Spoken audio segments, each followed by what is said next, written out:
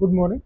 હું doctor Dipesh Parmar PSM વિભાગના વડા તરીકે છું, પણ આજ રોજ ડીન મેડમની તબિયત સારી ન હોતા ડીનશ્રીના ચાર્જમાં પણ છું.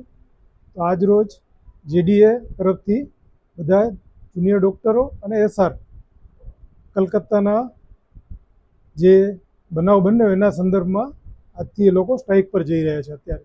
એટલે એમણે આવેદનપત્ર આપ્યું છે અને મારે અધિક્ષક સાથે વાત થયેલા મુજબ જીજી હોસ્પિટલમાં બધા અધિકારીઓ હાજર છે અને એમની બધી સેવાઓ રાબેતા મુજબ ચાલુ છે. તબીબી જે રેસિડન્ટ ડૉક્ટરો છે એ લોકો માત્ર સ્ટ્રાઇક પર ગયેલા છે, જ્યારે તબીબી શિક્ષકો અને બધા અધિકારીઓ જે હોસ્પિટલના એ બધા ચાલુ છે, એમની બધી જ રાબેતા મુજબ સર્વિસ ચાલુ છે. જે પણ એમની ઓપીડી, ઇમરજન્સી, ઓટી એ ચાલુ છે. જ્યારે વિદ્યાર્થીઓ ઇમરજન્સી સર્વિસમાં તો એ લોકો પણ ચાલુ છે. બરાબર છે ને? You are ready for emergency services. એટલે રેસિડન્ટ ડૉક્ટર ઇમરજન્સી માટે પણ હાજર છે.